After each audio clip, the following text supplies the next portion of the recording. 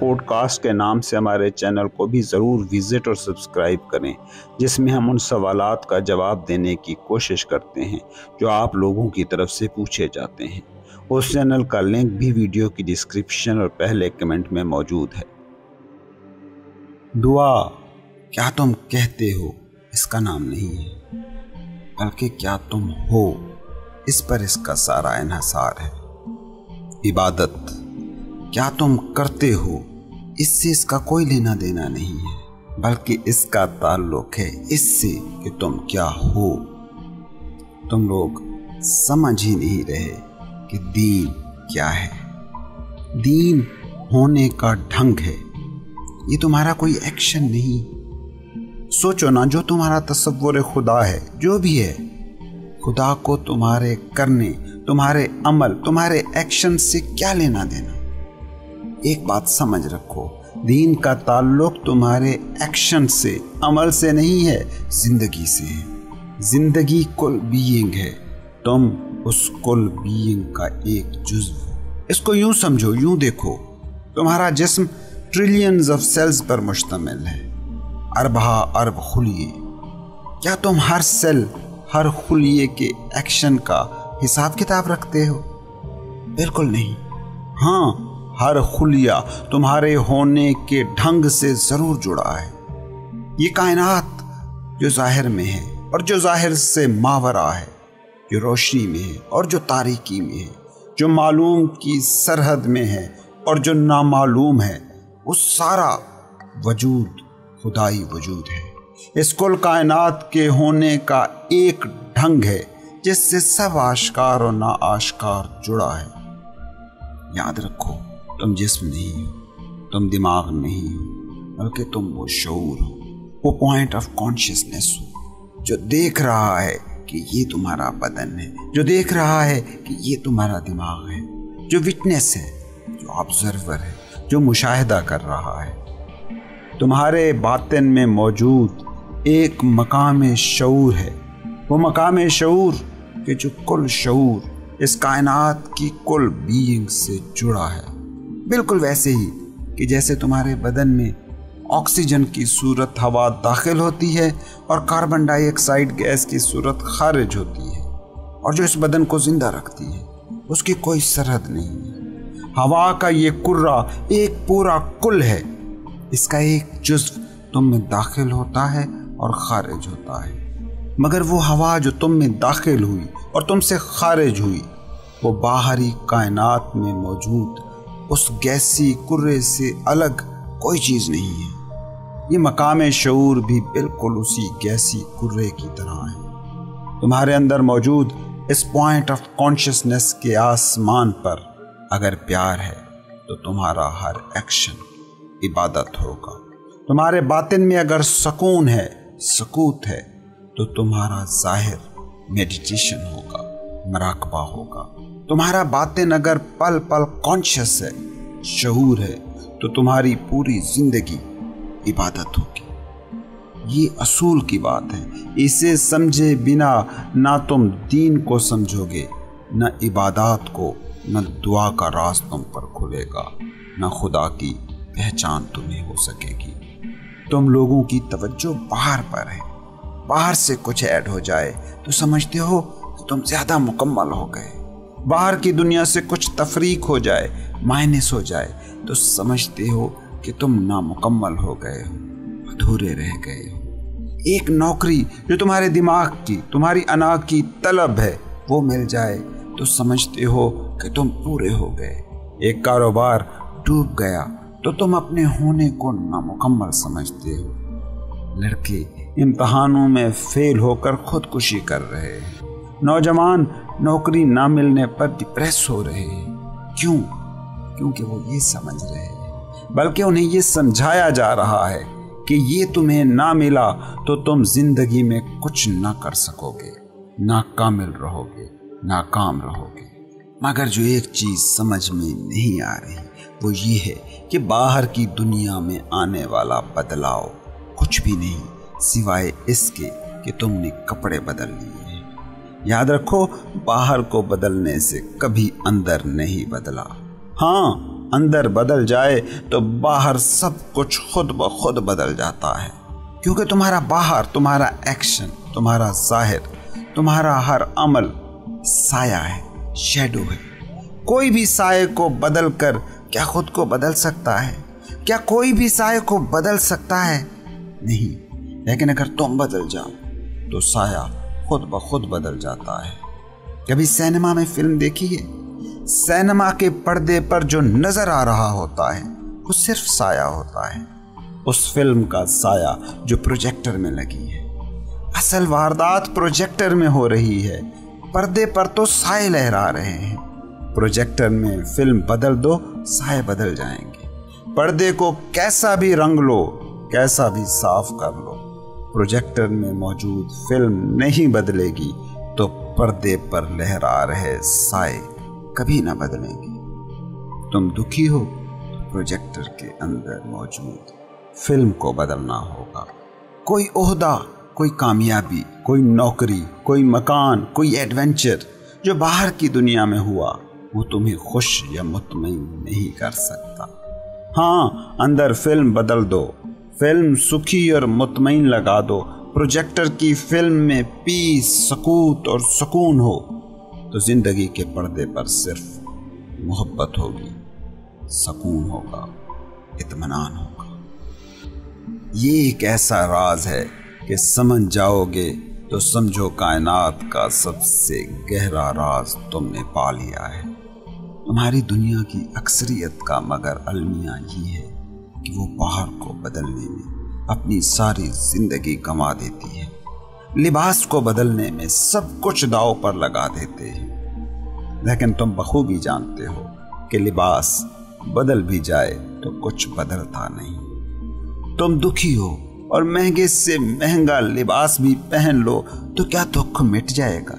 تم کسی مہلک مرض میں ہو، بینک میں ہزاروں کروڑ بھی آ جائیں تو کرب بدل جائے گا۔ تم اندر سے غسیلے ہو تو سارا دن بھی اگر خیراتیں کرتے رہو گے تو تمہارے اندر تھوڑی ہی کچھ بدلے گا۔ تم باہر کو، ظاہر کو جتنا بھی بدل تم ہی رہو گے۔ چوری کرتے تھے، ساد ہو جاؤ گے، مطلب دولت جمع کرتے تھے، بانٹنے لگ گئے، لیکن تم ہی ہو۔ دولت کی اہمیت تمہاری نظر میں تب بھی وہی ہی رہے گی جو چوری کرتے وقت تھی۔ دولت کو جمع کرنا ہو یا اسے لٹانا اور سخاوت کو اہم نیکی سمجھنا ہو، دونوں ہی صورتوں میں اہمیت تم دولت ہی کو دے رہے ہو۔ چوری کرتے وقت چاہت یہ تھی کہ دولت زیادہ جمع ہو جائے، وہی اہمیت خیرات اور صدقہ کرتے وقت رہے گی۔ جب چوری کرتے تھے تو تب بھی تم سمجھتے تھے کہ دولت بہت قیمتی متاع ہے، خیرات کرتے وقت، دان دیتے وقت بھی یہی سمجھو گے کہ دھن بہت قیمت کا ہے۔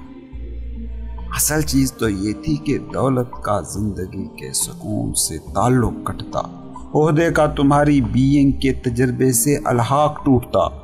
تمہارے باطن میں دھن مٹی نہیں ہوا، اب بھی سونا ہے۔ دھن مٹی ہو جاتا تو کیا کوئی مٹی کو دان دیتا ہے؟ دولت کی زکوٰۃ دے کر کوئی خوش ہوتا؟ اگر تمہارے اندر دھن واقعی مٹی ہو جاتا تو کیا تم اپنا کوڑا کرکٹ، مٹی دوسروں کو دینے جاتے، اور وہ بھی احساس فخر کے ساتھ؟ اور اگر وہ دھن کوئی لے لیتا تو کیا تم سمجھتے کہ تم نے اس پر کوئی احسان کیا؟ کیا تم چاہتے کہ وہ بدلے میں تمہارا شکریہ ادا کرے؟ اگر دولت سچ میں تمہاری نظر میں بیکار ہو گئی ہوتی تو جو تمہاری زکوٰۃ، صدقے قبول کر لیتا تو تم ہی اس کے شکر گزار ہوتے۔ تم سوچتے کہ میں خوش قسمت کہ اس شخص نے کچرا لیا اور انکار نہ کیا، لیکن تم اپنے سخیوں، زکوٰۃ دینے والوں کو دیکھو، وہ کبھی تمہیں ایسا سوچتے نظر نہیں آئیں گے۔ 1 روپیہ بھی سخاوت کرتا ہے تو بدلے میں احسان مندی کا جذبہ مانگتا ہے۔ ایک خیالی سا قصہ ہے مگر بہت سبق آموز۔ ایک شیخ صاحب کی موت ہو گئی، میدان حشر میں گئے اور سیدھا جنت کے دروازے پر جا پہنچے اور دستک دی۔ انہیں پورا یقین تھا کہ دروازہ کھلے گا، کیونکہ انہوں نے صدقہ کیا تھا۔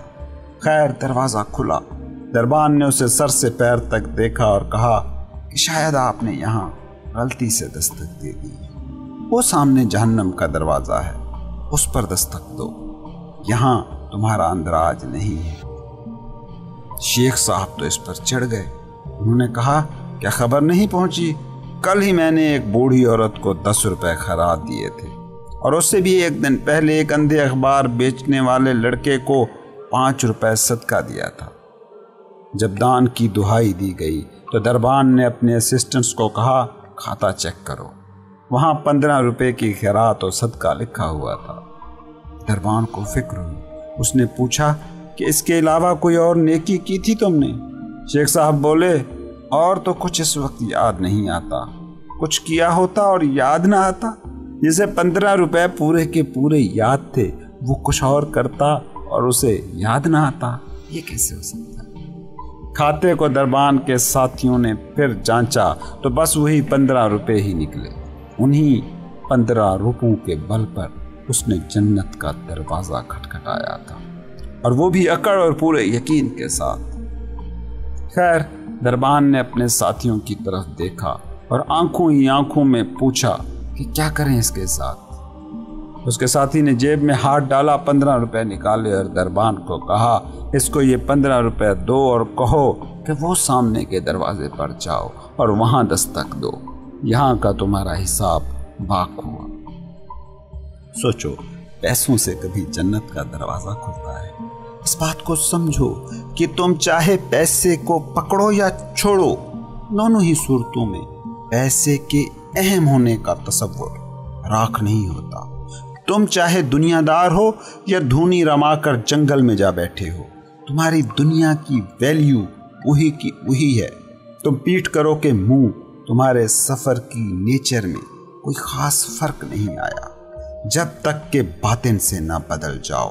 کپڑوں کا نہیں، اندر کا انقلاب چاہیے، اور یاد رکھو جیسے ہی اندر بدلتا ہے سبھی کچھ بدل جاتا ہے۔ یہ راز سمجھ میں جس دن آ گیا سب کچھ بدل جائے گا۔ اس راز کا ایک چھوٹا سا حصہ بھی پا لیا تو سمجھو وہ چنگاری ہے، اور تمہارے باطن میں اگر بارود خشک ہے، گیلا نہیں ہے، تو وہ سارا بارود جل اٹھے گا۔ لیکن اگر تمہارے اندر کا سارا بارود گیلا ہو گیا ہے تو ایسی ہزاروں بھی چنگاریاں پڑیں گی، کوئی فرق نہیں پڑے گا۔ تم ان چنگاریوں کو بجھا دو۔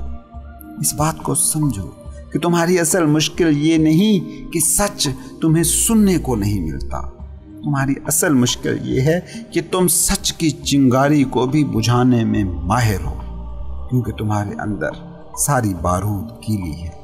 چنگاری بھی پڑ جائے تو چنگاری ہی بجھتی ہے، بارود نہیں سلگتا۔ اور کبھی غور کیا تم نے کہ کیسے کیسے ہیلوں سے تم نے اپنے باطن میں موجود بارود کو مردہ کیا ہے، گیلا کیا ہے؟ جتنا تمہارے پاس علم زیادہ ہوتا جاتا ہے اتنا تمہارے اندر روح کا بارود زیادہ گیلا ہوتا جاتا ہے۔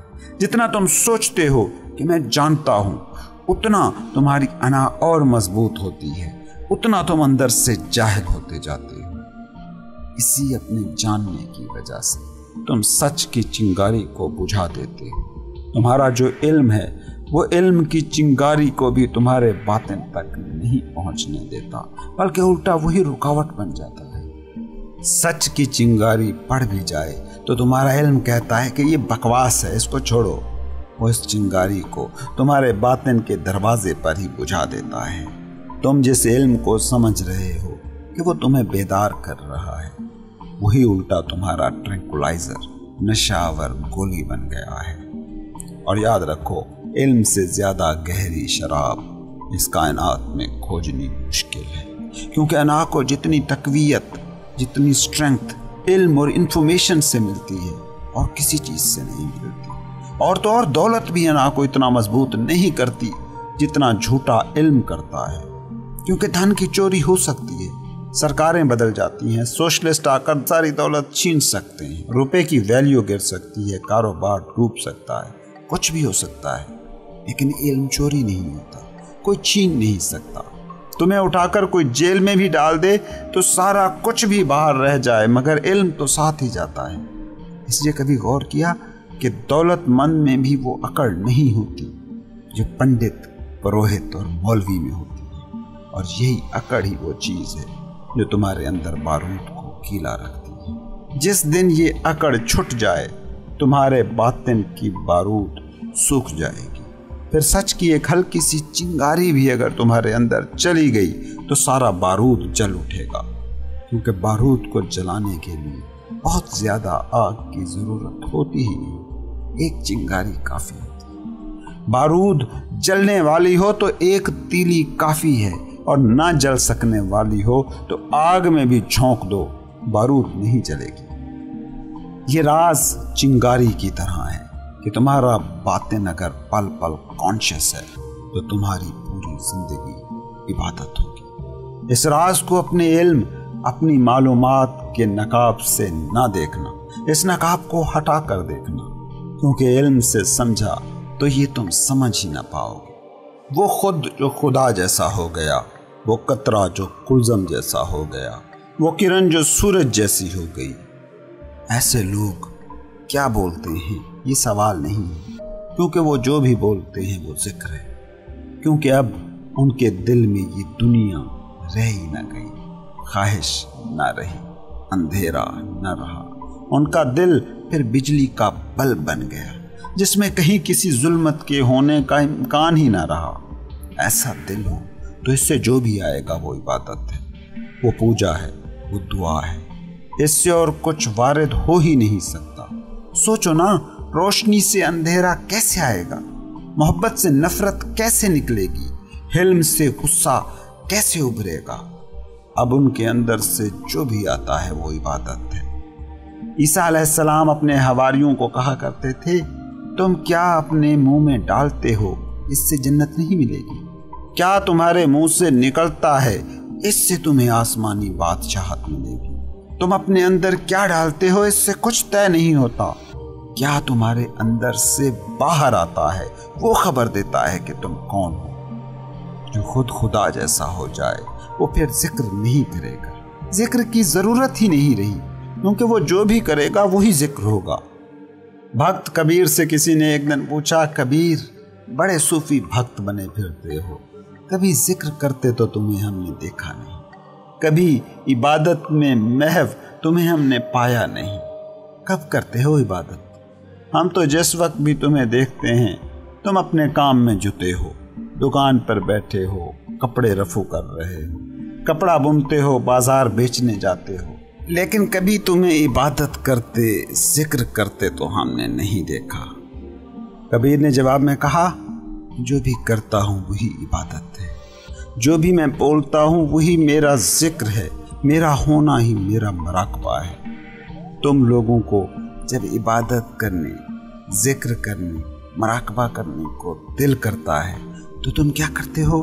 تم اپنی انا کی بسائی دنیا کا ایک چھوٹا سا کونا، اپنے پورے دن کا ایک چھوٹا سا حصہ عبادت کو، ذکر کو، مراقبے کو دے دیتے ہو۔ تمہاری دنیا ہے، اس کے چلنے کا ایک ڈھنگ ہے۔ دکان پر جاتے ہو، دفتر میں جاتے ہو، ریڑھی کرتے ہو، ٹھیلا لگاتے ہو، سیاست کرتے ہو، یہ دنیا کا طریقہ ہے، یہ کرنا ہی پڑے گا۔ اپنے اسی شیڈول میں تم ایک اور چیز بھی ایڈ کر دیتے ہو، تمہاری عبادت ہے۔ 5 وقت 5 منٹ کے لیے مسجد کا چکر لگا آتے ہو، ہفتے کا 1 دن اور اس کا 1 گھنٹہ چرچ کو بھی دے آتے ہو، مندر کا 5 منٹ کا چکر بھی لگا آتے ہو۔ مطلب اپنے اس معمول میں تم تھوڑا سا وقت خدا کو بھی دے آتے ہو۔ تمہاری سوچ تو یہ ہوتی ہے کہ اچھا صبح دکان کھولنے سے پہلے 2 رکعت صبح کے فرض پڑھاؤں۔ یہ بڑا باریک سا فرق ہے، اس پر دھیان دینا۔ تم جو بھی کچھ کرتے ہو اسی میں عبادت کو، خدا سے تعلق کو جوڑ دیتے ہو، اور تم دن میں 50 کام کرتے ہو، اس میں سے 1 کام یہ بھی ہو جاتا ہے۔ تمہارے ہزاروں کاموں میں سے خدا بھی تمہارا 1 کام ہے۔ اگر یہی تمہارا رویہ ہے تو تم خدا سے محروم ہو جاؤ۔ خدا باہر ہے ہی نہیں، ہو بھی نہیں سکتا، جہاں دکان ہے، کھیتی ہے، نوکری ہے، بزنس ہے، وہاں سے خدا کا کوئی تعلق ہے ہی نہیں۔ خدا تمہارا باطن باطن ہے، وہ باطن باطن کے جہاں تم خود ہو، وہ ایکشن اور کام کے جہاں میں نہیں ہے۔ جب تمہارا کوئی کام نہیں رہ جاتا، جب کوئی کام کرنے والا نہیں بچتا، بس صرف تم رہ جاتے ہو، ایک حاضر باش شعور رہ جاتا ہے، بس آبزرور رہ جاتا ہے۔ وہ مقام ہے جہاں خدا ہے، جہاں خدا سے ملا جا سکتا ہے۔ خدا تمہیں ایک پل کو، تمہارے ایک ایکشن کو نہیں گھیرتا، وہ جب گھیرتا ہے تو سارے کے سارے تم کو گھیرتا ہے۔ مطلب تم پورے اس میں گرو گے تو ہی اس سے کوئی تعلق تمہارا بن سکے گا۔ جیسے ہی تم کہتے ہو کہ تھوڑا سا وقت اپنی مصروفیتوں میں ہم تمہیں بھی دیں گے، تو پھر خدا سے تم محروم ہو گئے، پھر تم بھٹک گئے۔ جس دن تم پورا ہی خود کو اسے دے دو گے، اس دن وہ تم پر کھل جائے گا۔ اب اس کا یہ مطلب نہیں کہ تم کوئی کام نہ کر پاؤ گے، تم اپنی دنیا کے کام اور بھی بہتر طریقے سے کر پاؤ گے، لیکن اب تمہارا ہر کام خدا کا ذکر ہوگا۔ تمہاری بینگ میں، ہستی میں اس کی دھن بج رہی ہوگی۔ تب وہ تمہارے اندر ہوگا، بالکل ویسے ہی جیسے تمہاری سانس چل رہی ہے۔ جب تم بازار جاتے ہو تو کیا سانس لینا بند کر دیتے ہو؟ نوکری پر جاتے ہو تو کیا سانس کو چھٹی دے دیتے ہو؟ سیاست کرتے ہو تو کیا سانس نہیں لیتے؟ سانس ایکشن کی دنیا کا حصہ ہی نہیں۔ تمہارے سارے ایکشن ہوتے رہتے ہیں، سانس چلتی رہتی ہے۔ خدا بھی ایکشن کی دنیا کا حصہ نہیں ہے۔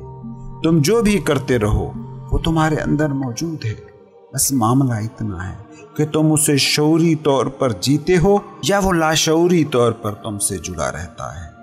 جب خدا ایسے شعوری طور پر تمہارا حصہ ہوگا تو تم سب کرتے رہو گے، تو بھی اس کی ایگزسٹنس تم میں ندی کی طرح بہتی رہے گی۔